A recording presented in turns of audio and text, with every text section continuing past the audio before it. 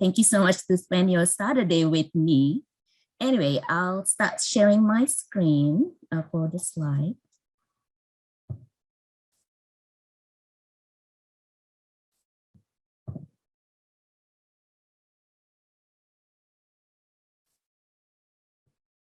Okay, so what we are doing today is for me to share a little bit a basic knowledge of events planning. This will be our agenda.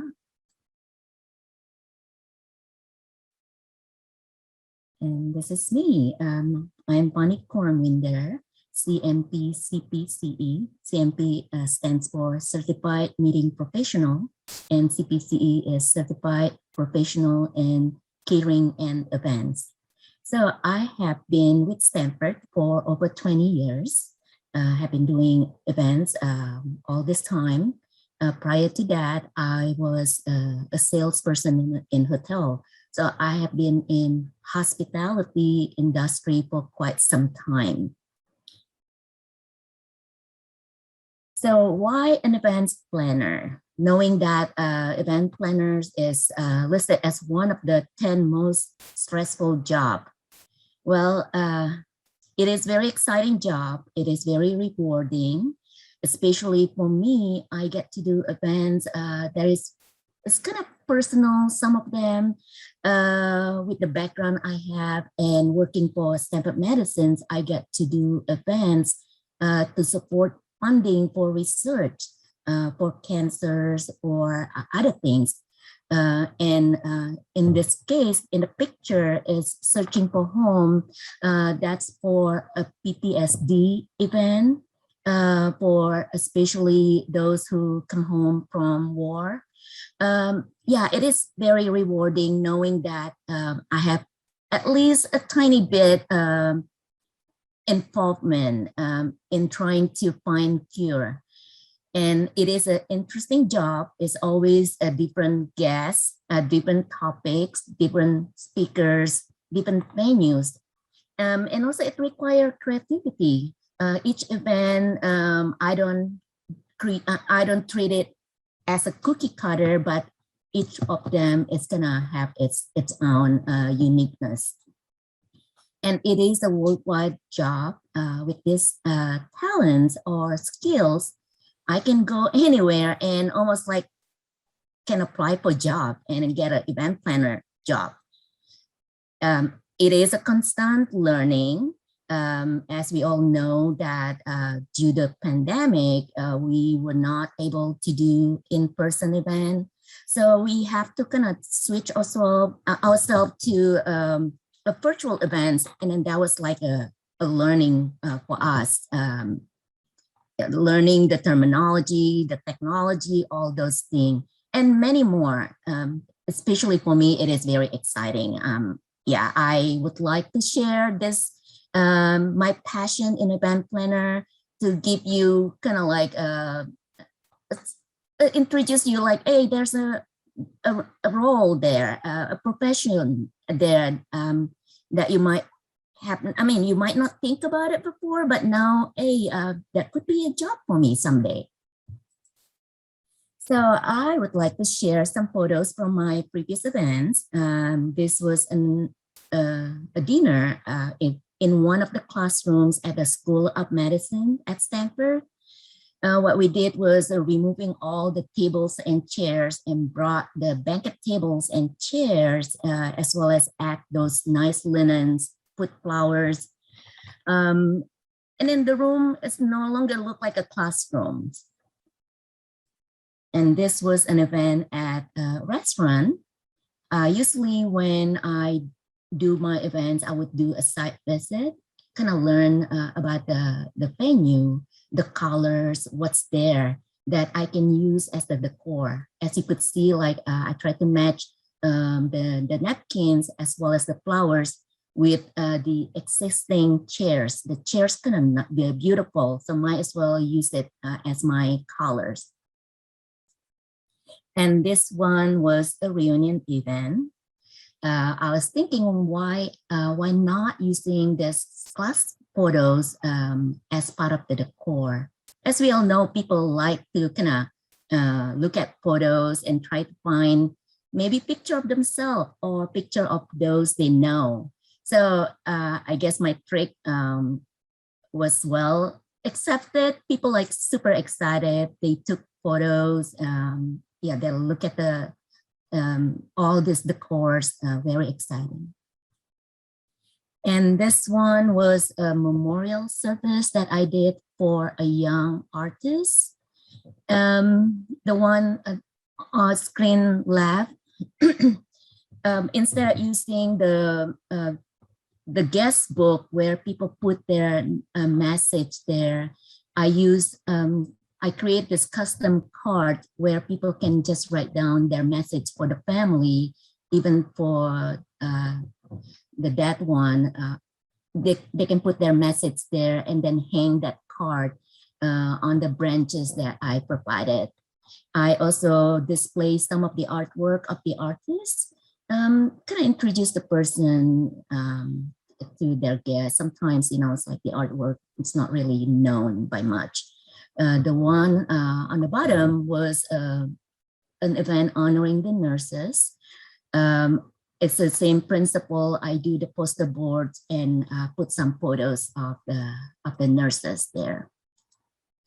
And this one was a grass area by the Stanford Medicine. I get to do an event there. Something like excite me the most is to do events at a new venue that I've never done before. And it's always a challenge that I like to take on. So for that, it is always good for event planner to come early during the event day, especially be present during the setup. So this is how it looked like during the setup, and this is how it looked like after the setup. I think that's quite lovely. This one was a biodesign event. Biodesign at Stanford, the program has this stationaries. They use this bright green color for everything. There's stationaries, even in the lab, they use that for their furniture. So knowing that, I decided to use that bright neon green as the color for the event. And this one was an event for the Asian Liver Center at Stanford. It is for 80 people. The Asian Liver didn't really have indoor meeting rooms for 80 people. So luckily they had this like nice grass area right outside the building. That's where I decided to do this event. It is a sit-down dinner. As we all know, it could get very cold when the sun set. So we provided some heating lamp there, as well as I decided to kind of have some blankets in case the heater is not good enough and some folks want to have these blankets. And I get those blankets from IKEA. It's quite inexpensive. And because of the program is the Asian Liver Center, I think it would be fun to have like a food stations, kind of like Asian cuisine. So again, back to the goal. It's just trying to kind of share my knowledge for you guys to have some basic knowledge of planning spatial event. Okay, how to do Q&A. I think instead of waiting until the very end, it's probably we can use the chat function for you to submit your questions throughout the program. And I try to answer the questions when we have time. Otherwise, I'll get back to you after the program. I have your email, so I'll answer it by then, okay? Okay, what is event planning? So it's basically whatever you do, like all the process from planning, organizing to execute an event. And then you try to evaluate your event for learning, for any future reference. That's a good thing about event, that you always learn from your event. There's no such thing as a perfect event. I've been doing it over 20 years. I never call a perfect event. There's always something I could learn there. And as Stephen Brett had said, each moment has the potential to be special and memorable. And that's what we do as a planner, try to make each of our events special and memorable. So what are events? What type of events out there? Tons. It's like gala, dedication, memorial service, reunion, parents' wedding anniversary. Yeah, including this one, the Storm class. It is an event that need a planning. Yeah, I just like so many things that we thought that we don't need. Oh my God, sorry. We don't need a planning, but we do need a planning. I'm so sorry. Just go back. Okay, now the serious part, step-by-step process of event planning. So when you're assigned to do an event, even when you think about doing an event for somebody special to you, like a friend's birthday, whatever, what do you need to do? It's kind of confusing sometimes, right? What to start. I think it's always good to kind of pause yourself. Okay, do I have enough information about this event?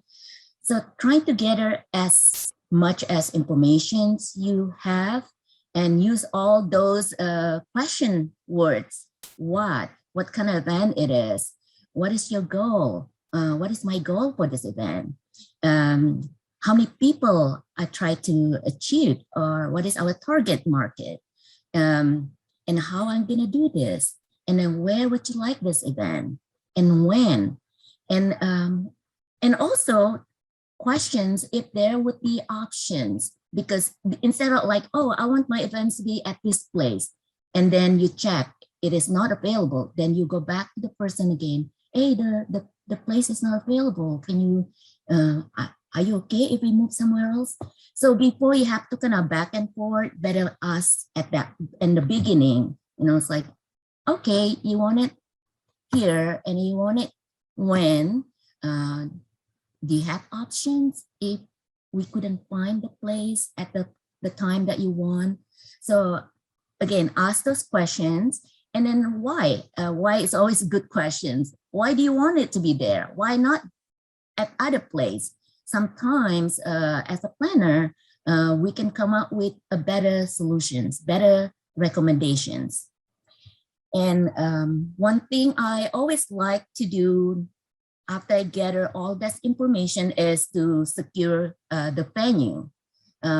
Sometimes a favorite venue is also popular. Everyone thinking the same thing, trying to reserve space, right? So that's the one that you want to secure first. Make sure you have a contract with the venue and you check their cancellation policy. And after you secure that, then you move to the planning process, which is sometimes, okay, let me just admit somebody. Sometimes the project comes with the helpers, but sometimes you need to recruit your team partners. That's the time that you start doing this project timeline, what you need to do, and by when, what kind of help you have. Do you need to recruit other people to help you with the projects? So you identify all these things, and then you call for a launch meeting. In that launch meeting, basically, you introduce all the players, all gonna help you in gaining or in executing this project, and introduce everyone's roles and responsibilities. This way, nobody step on anyone's toes there. And also kind of clear any, sometimes, you know, like there's like duplications in a task. So make sure it is clear there. And then you go through the timeline, make sure everyone agree on the due date, and also discuss what kind of project tool you would use. Either it is a Google Docs or it is a Google Sheets, or you want to use Outlook, or whatever the team decide in that launch meeting. And as well as discuss how often you guys meet, right? Whether it's like weekly or 2 weeks, it's always good to closer to the event, you meet more often. And after everyone knows what they need to do, then everyone start doing what they have to do.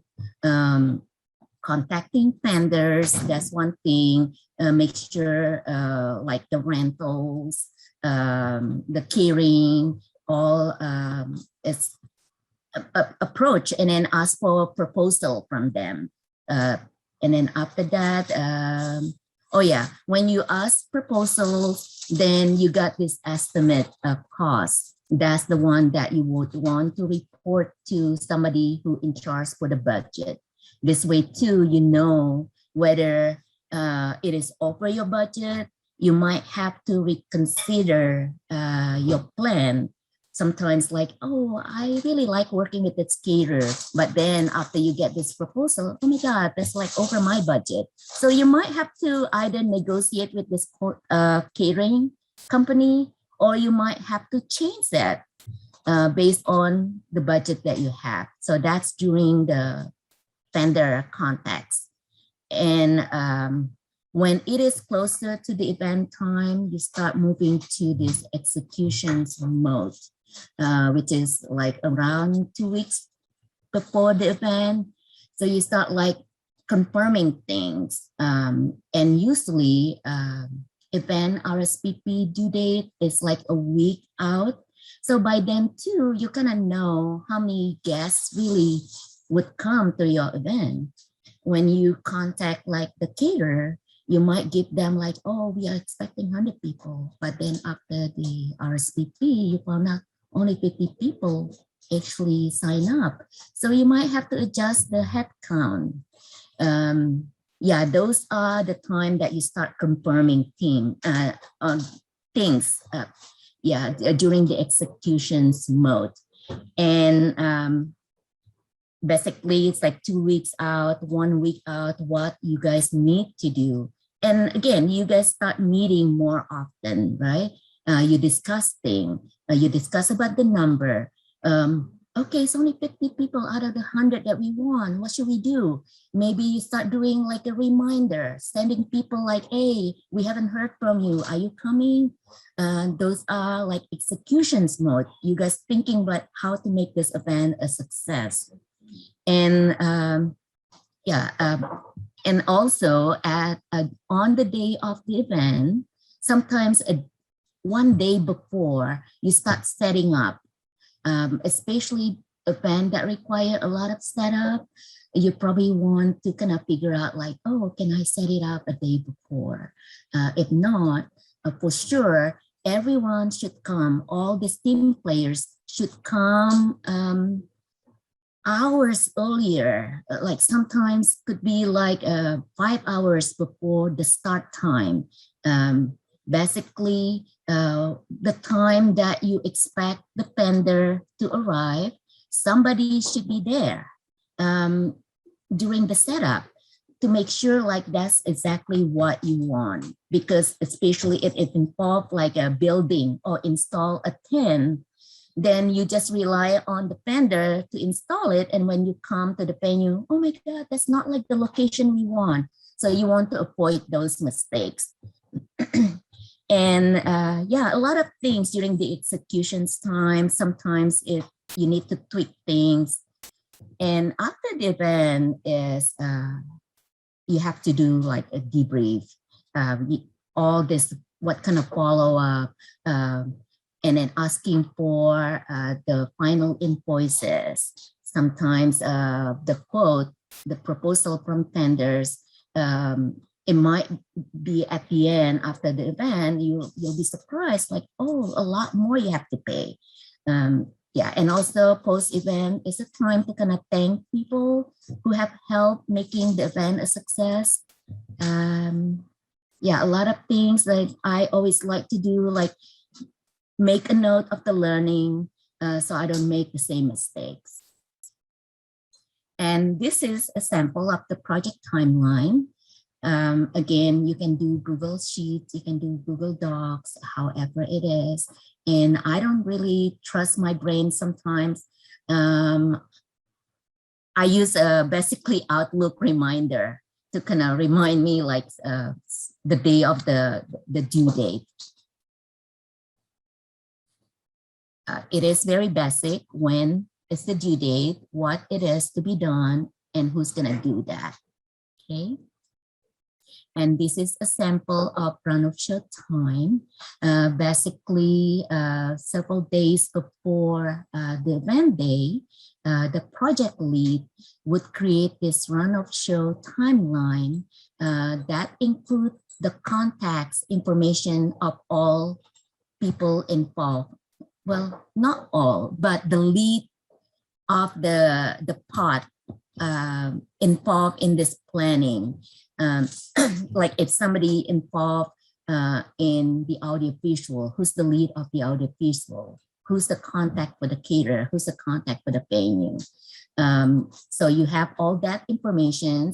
You could also include the speaker's mobile number, just in case the person has not arrived at the time that you ask the person to arrive. Then you have the mobile number to contact them. And then you have the schedule of arrivals. When do you expect each vendor to arrive? And then what time you expect the staff to arrive? So basically minute by minute of things happening the day of the event. This is just the day of the event, okay?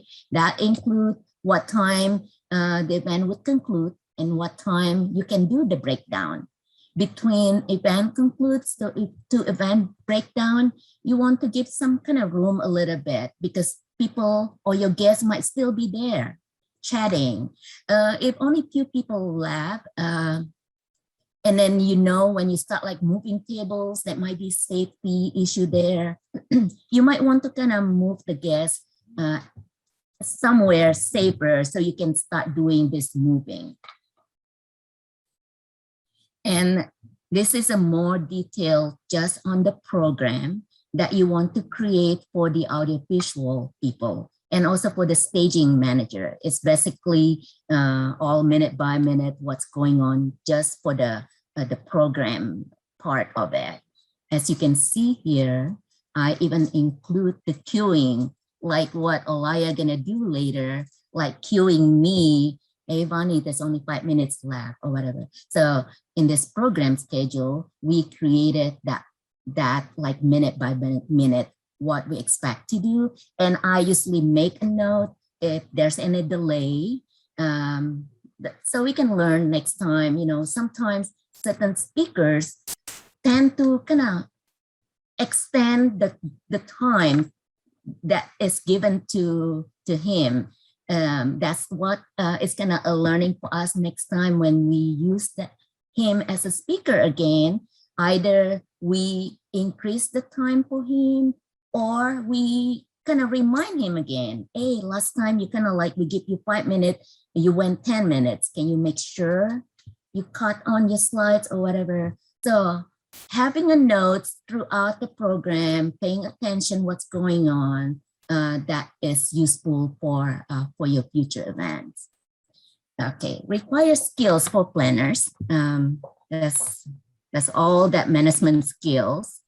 One thing I love the best is flexibility. Is being flexible as a planner is always, it's like a must have.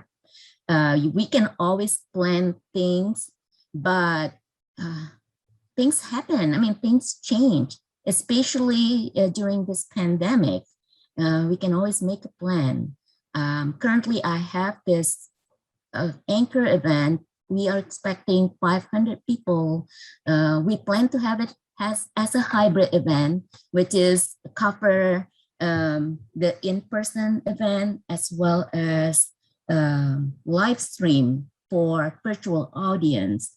So we had this project work like months, like 6 months as an in-person event. I work with the caterer on this picnic baskets. It's gonna be outdoor in an amphitheater. And suddenly this Delta variant happened. So we don't know. The event is in September. Now is August. What happened between now to September, we just don't know. We could just march on, expecting for the best, that nothing gonna go worse than what it is now, because currently in California, it is required masking for the indoor venue. Luckily, we have outdoor venue, but still, knowing that, hey, situation's not looking good, now we have to put on masks again for indoor.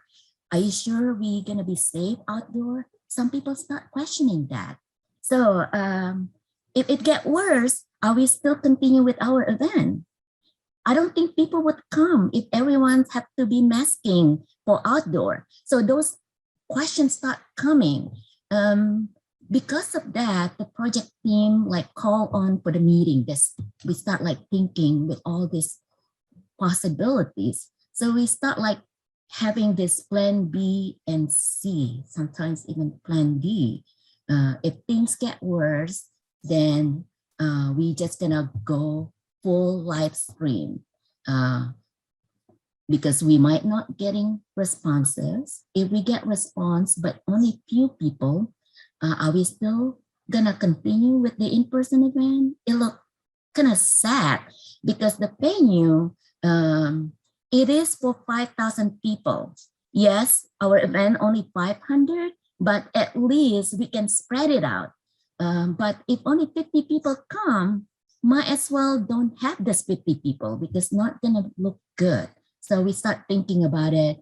And also, yeah, if we go totally virtually, what will we do with this picnic basket? Are we gonna send it to them so they would enjoy it at home? So all these questions start coming. That's what happened being an event planner. We just have to be flexible. We have to think about all these possibilities.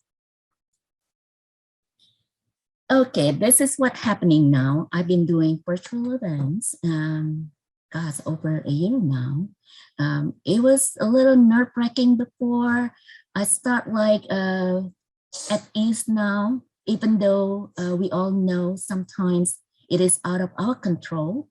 When the internet bandwidth suddenly dropped, the speakers disappeared. It might happen to me too anytime. I could just disappear anytime.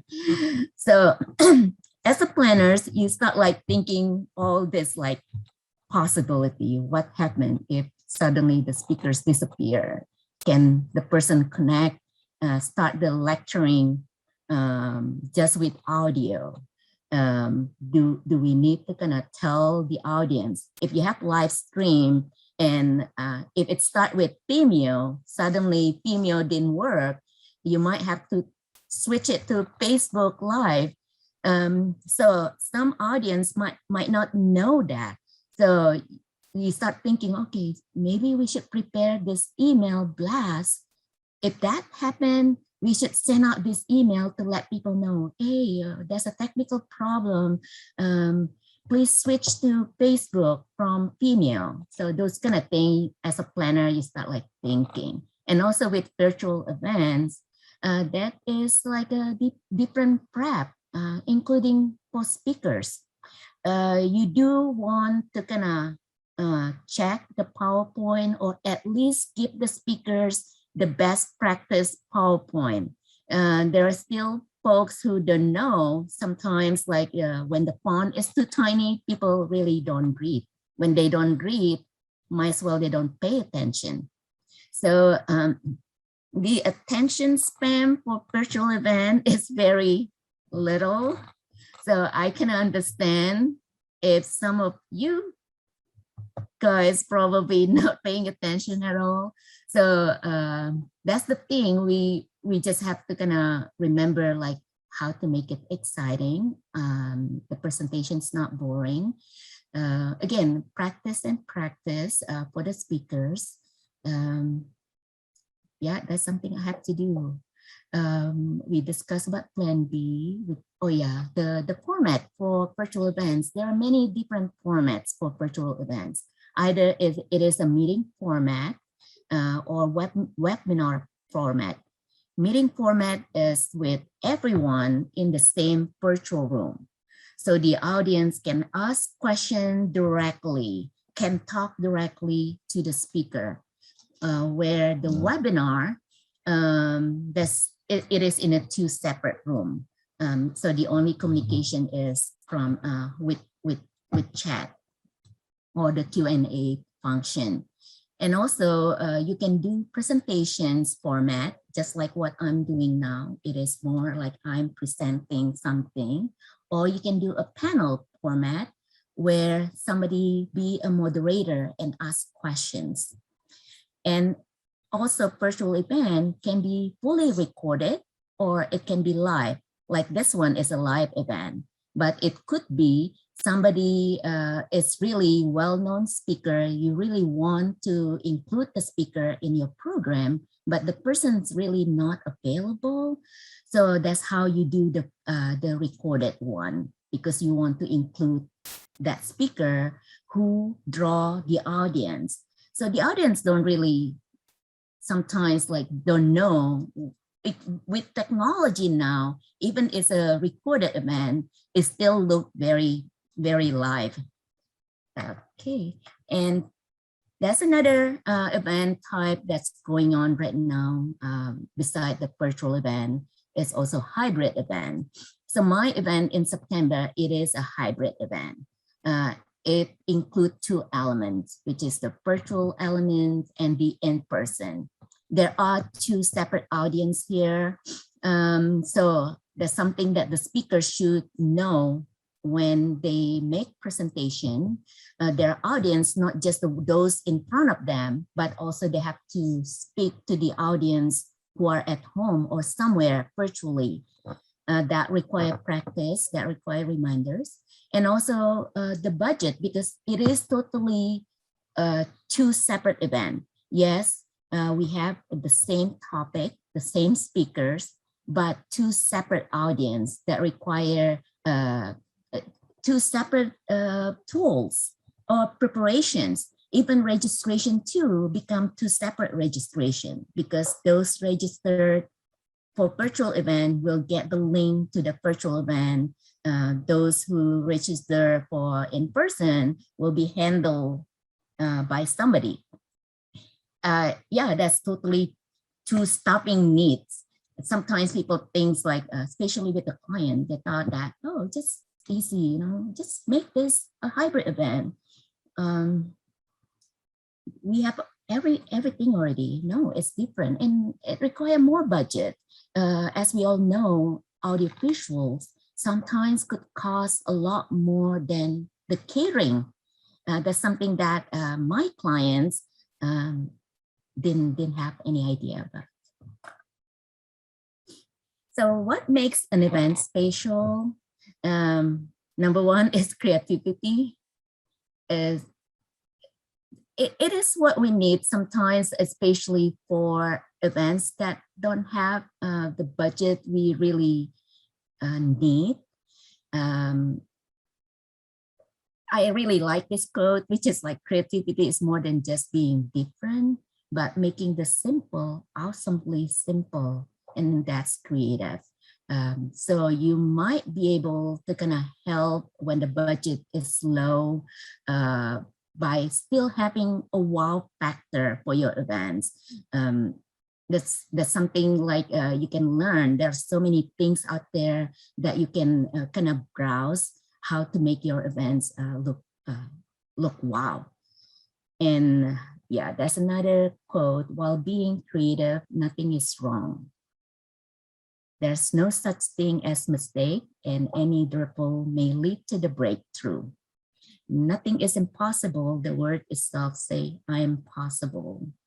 And in imaginations, like make your dream or whatever you think of doing, try to make it possible, or at least as close as possible to, to what you imagine for your event.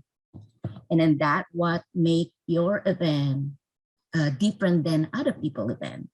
Just like photography, you know, it's like everyone can take pictures, but your picture and somebody else's picture is different. So that's like spatial events.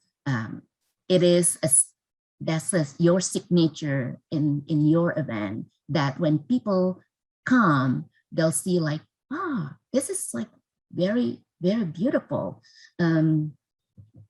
Sometimes with that knowledge, people too, you might not know an event planner can draw the audience too. They know that, oh, who's the planner? Oh, that's funny. Oh yeah, I want to come because she's always make exciting events.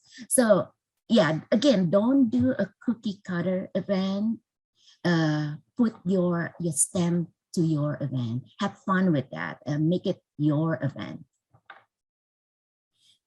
So where do we find ideas? There's a lot out there. I just include everything here. Window shopping, I love that window shopping. The stores that I like to visit, usually Pottery Barn, Z Galleries. I don't always shop. I don't know, it's just like, it's a lot of work, but I do enjoy window shopping. And when I see things, I start dreaming about, oh, if I have this event with the sea or the beach theme, this would be a very nice decor items. So I would just take pictures of things, you know, put in my kind of like idea things. And sometimes during the walk in the nature, you might get idea too. And museum is another place for you to get ideas. Sometimes the painting would give you ideas. And yeah, so you'll be surprised. You might get keyring idea just from painting. And if all this thing didn't help, you still stuck, there's always like call for help. You know, some friends who are very creative, who always like out of the box thinkers. And I do have it at work. There are two coworkers who I like to kind of call for brainstorm for ideas. They always come up with sometimes crazy idea that I need to kind of tweak it, but at least it helped me. As we all know, it's hard to get the original idea, but using those ideas out there and tweak it to make it yours, then it is your idea. Okay. This is so sensitive, so sorry. Okay, in summary, how to plan a special event. The most successful event is the one that achieves your goals. So remember the gathering informations. One of the important questions is to find out what's the goal of your event. So what you do as a planner is trying to achieve that goal. If possible, exceed the expectations. If the goal is to achieve 30 people, if you achieve 50, wow, that's a success. And then, yeah, if 50 people, they're all happy and give a good feedback, that is really excellent. And special events is require planning, not just one plan, but plan B, plan C. So always prepare for the unknown. Be flexible. Again, your lack of planning is not emergency for somebody else. So poor planning, then suddenly you rush all your friends, all your partners, all the vendors, you need things at certain time. It doesn't work that way sometimes. So make sure you follow the due date, because always there's a trigger ripple effect. One delay, it would cause another delay. And we don't just organize events, we fill it with emotions. We try to make it special. We try to make it like, our events is its own. We try to make it like, wow. So the most successful people are those who are good at plan B. And nowadays, plan B is not enough. We have to have plan C too. Okay, and then that's about me. If you'd like to stay in touch, I have this like some posts in Instagram. It's not very active due to the virtual events, but I just shared 3 other photos in the back here. That's like one of my favorite events. The theme was box, like thinking outside the box. So instead of using just a flat screen, we came up with this crazy idea. How about we make this like this screen a box shape? And we didn't really know, actually, the founder of Box Company, he was one of the guests. It was like a surprise for him too. Oh my God, you guys like created this thing. Yeah. It started from like thinking outside the box theme, and then we come up with all this thing, and I tried to kind of carry through the decor too. I have these candles in a sort of like a box shapes that I found online, you know. So that's like presentations, like totally different when it is just a flat screen with a box shaped screen. So it was like really wow. And the core, you don't always need to use flowers. There's always like something else that you use. In this occasion, we only use candles basically. And you use your event and then be fun with that. And I certainly had fun. I came up with this idea, like the venue was surrounded by all this lab. So I dressed the caring staff in a lab coat, and I have this sort of like a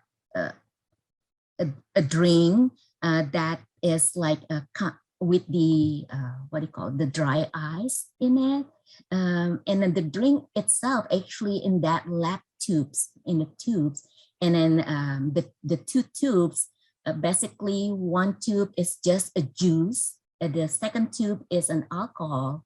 So I give the audience like, hey, have fun with this. If you want a virgin beverage, you just drink that juice. But if you want slightly alcohol in it, you can mix it. So they all feel like, oh, I become like a scientist here. And then with this dry ice, smoke come up from the dry ice, even make it like very dramatic, I would say. Yeah. So like small things you add to your event. You have fun. People like to be interactive instead of being just a passive attendance of your event. So always think about it. Okay. Vanny, we have a couple of questions in the chat. Okay. I just stopped sharing my photos. Okay. How should we handle it if fall into complex situation when the event is going on and we don't have enough time to fix the gap? So that is a very good question, Shihab. Sometimes as the person's doing it, we are more critical about ourselves than the audience. So first thing, that's the things that I really learned. Actually, the audience were having too much fun. They don't even notice what's going on, that the one that you really notice that kind of bothers you. So first thing, that calm down. Again, just remind yourself, not probably it's only you who notice it. Even if somebody else notice it, probably not the entire guest notice it. So by not making a big deal of what's going on and trying to solve it in very discreet manner, only involve just very few people, because sometimes the staff too, when too many people know of such a problem, it becomes like a big deal. So again, don't make so much big deal of it, trying to solve it. And then there's always a way for you to solve the problems without making it a big deal. And you'll be surprised, nobody even know about it. Okay, is there any effective tool application only made for event? That's a lot of tool, but you know, it's like nowadays people always come up with apps, come up with project tools. There's like tons of that, and always something better than the other. That's the things with apps, with project tools. They don't always cover your need. Sometimes you just like, okay, it covers here, but not there. In the end, you just have to make a choice, you know. Currently, I would say, you know, Google Docs, Google Sheets, that's the most, what do you call that, efficient and financially reasonable. It's free. It's very cost effective tool. Everyone could just go there and then check out. It does require people to go there. That's why you probably want to add a regular check-in with the project teams instead of just rely on everyone to check the Google Sheets or Docs, because somebody still need to go there. So having a regular check-in force people to kind of like check in on each other. As a project lead, if you're the project lead, go through that task, go through that project timeline, check off the ones done, question the ones delayed, because again, that ripple effect of the delays. What was your hardest event to plan? That's the one in September. Was it the client that make it difficult? No, it was the COVID. Blame it on COVID. And the scale. And something else. It is a big event in September. Again, we are expecting 500 people. The invitations has not gone out yet. It was supposed to go out like last week, but due to the uncertainty now, we are questioning whether we should send it out, because we might have to tweak it to a virtual event from the hybrid event. So all this certainty, in the meantime, like I have to make sure I have enough supplies, because it's going to be a picnic event. And I found out it's so difficult to get a picnic basket, surprisingly enough. So I have this dilemma whether I purchase a picnic basket for 500 people, knowing that the event might be canceled. And then what's going on with this 500 people? I have a problem storing them. We don't have a storage for that. Or I delay purchasing, but then I might not have this 500 baskets. So all this thing, my daughter make fun of me. Is there a basket again today? So it is like in my brain, in my sleep, like, oh my God, it's really stupid, like thinking like I have to worry about just picnic baskets. There are so many things in events I need to worry about. Luckily, having project partners, I don't need to worry about the speakers. Somebody else handling it.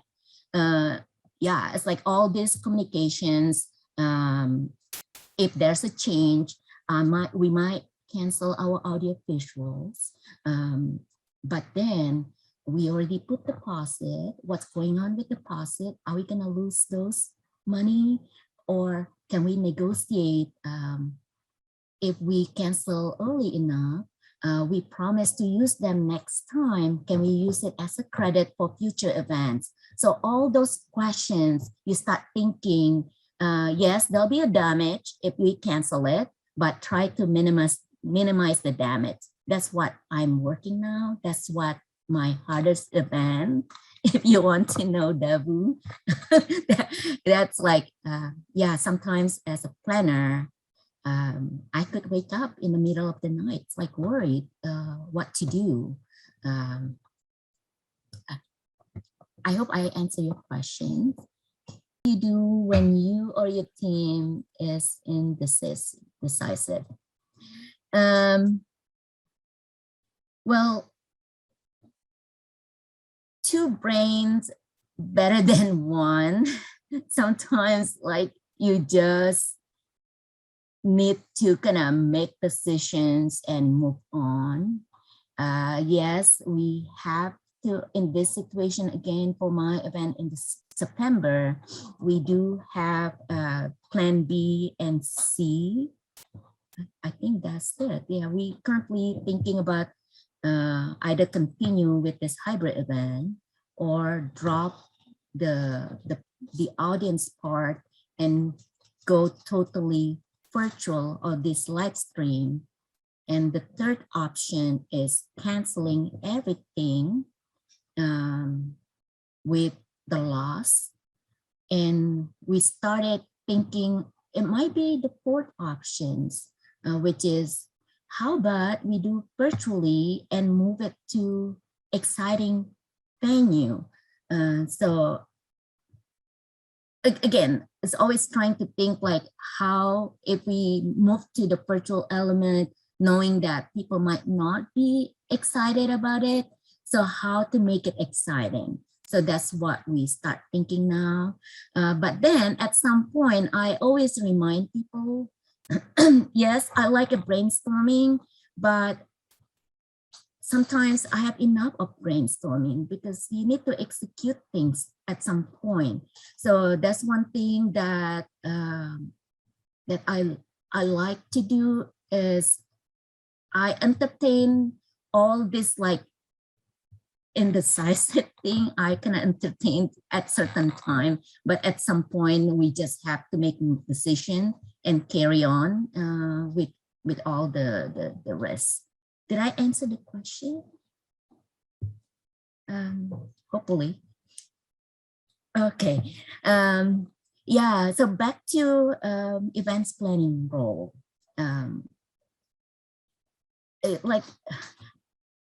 It is quite interesting because usually you know certain profession because there's somebody in the family doing it, right? Usually you tend to be a doctor when your uncle, your parents is a doctor, you can introduce to that role.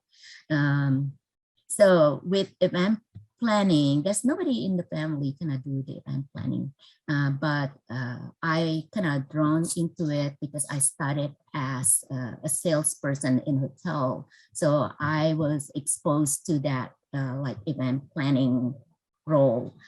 They were my client. So I really hope like today, not only I share the knowledge, but I also share the news that, hey, that's like event planning job out there that if you really want to join the large company that many, or I would say almost all of them have marketing department and event planners is part of the marketing department. So if you're thinking like, oh my God, I'm not really good in STEM, but I really want to join like Google or Apple or Facebook, there is a event planning department there. So start thinking what you want to do. I mean, probably too early to figure out what you really want to be someday. But I hope sharing my experience, my role, you start adding like, okay, put aside in a back burner, there's like event planner professions there. I certainly have a good time doing it. I got to design menus. I get to choose colors, choose flowers. Once in a while, when the budget is kind of low, I get to be more creative. Instead of using flowers all the time, I start thinking about, oh, how about using plants? Herbal plants like basils, all those plants that I can just plant it after my event, or even I can give to the guests. By the way, I found out the guests very appreciated getting whatever we have at the tables for them to take home. Yeah, so be creative, start thinking about it, and yeah, I don't know, I just love events. Do you have any budgeting advice for events? What things are generally good to prioritize? What things can easily have spending cut? Okay. Okay. So yeah, usually those who give you budget have no idea about the events. So what you do is request for proposals to vendors.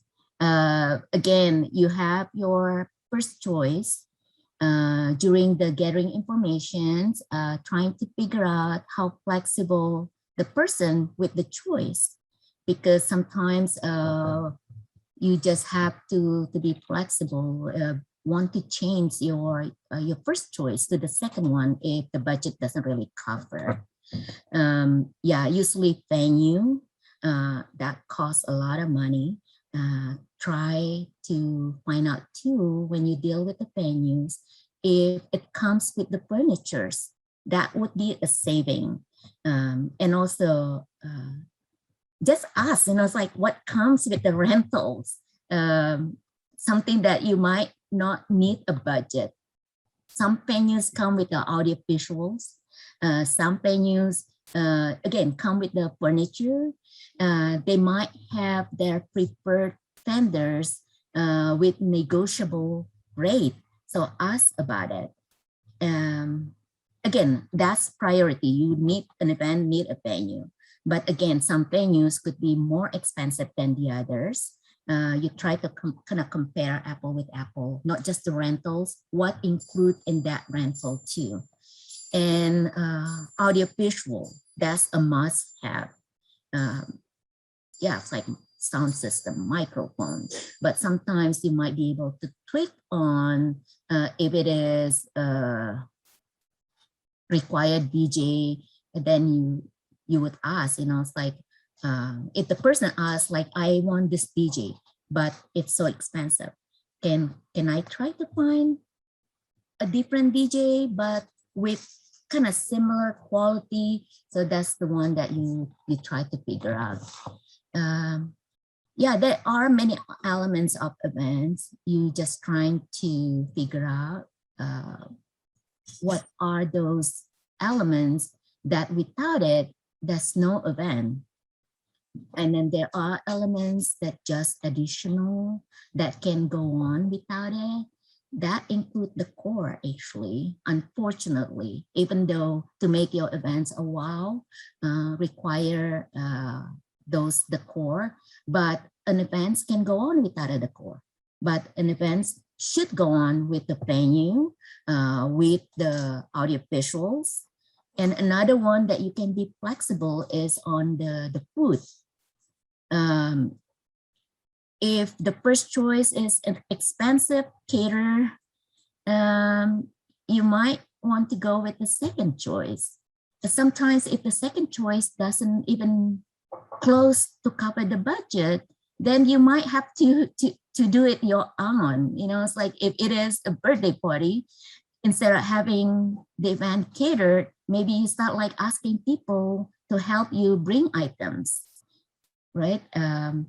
And I also figure out, it's like we all know, like Costco have very reasonable quality food and reasonable price. So you might have like team members getting stuff from Costco, and you could make it nicer, even though it's food from Costco, by replacing the plastic trays to the real China trays. Nobody knows it's from Costco if you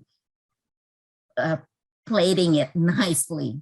So yeah, be creative. Again, ask yourself, what would happen without this thing? Again, those two, carrying and the core, you can be flexible. Sometimes you just have to do what you have to do. I always like Costco trick. I like Stay With trick too. They have those cheese platters, very reasonable. when I order through caterers, it would cost like 5 times more. Yeah, and also sometimes when you work with the caterer, you'll be surprised. The food item might not be expensive, but the labor is super, super expensive. So check with them if the labors can be done by your team. You might be able to recruit, like if it is for college event, you might be able to recruit student volunteers. If a budget is limited and it is for good cause, I'm sure you would have help. And also high school students, right? With the volunteer hour requirement, and if you have to do this good cause event, it could be used by your high school friends as the service hours, right? Doing the catering, being a catering server. Of course, again, they don't have that experience. Keep in mind, that's why you probably want to work with the caterer, the supervisor, the banquet manager to kind of spend some time to train them, to make them look professional, to make them know what they do. Yeah, they need to know how to set up the tables. They need to know how to serve the food. If it is a sit-down dinner, it's like there's a way like serve it from the right, cleaning from the left, all those things. So work with the caterer, explain to them. Most vendors I know, they are very helpful and they all want to give back, basically it. So if your events have a good cost but limited budget, you always have people who want to kind of help to make it a success.